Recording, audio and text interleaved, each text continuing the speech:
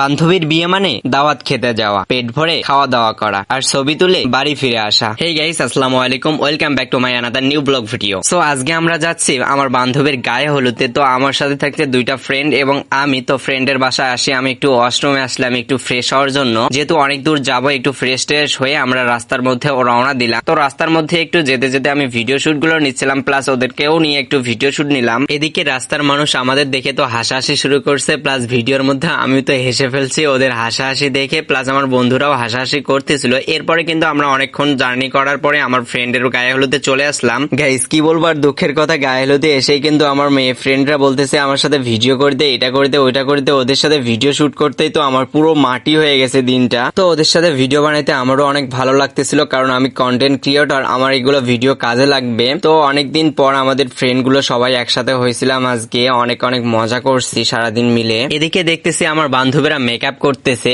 তো ওদের মেকআপটা নিয়ে আমিও একটু মেকআপ করা শুরু করে দিলাম। অনেকেই মেকআপ দেখে অনেকে বাজে কমেন্ট করবেন, আসলে এইগুলো কিন্তু আমি ফাজলামি করে মেকআপ করছিলাম। সো এই ছিল আজকের গায়ে হলুদের ভিডিও। আমি প্রাইভেসির কারণে আমার মেয়ে ফ্রেন্ডের গায়ে হলুদ ছিল, এই কারণে তাকে দেখাই নেই। সো ভিডিওটা কেমন লাগলো অবশ্যই কিন্তু কমেন্টে বলবেন।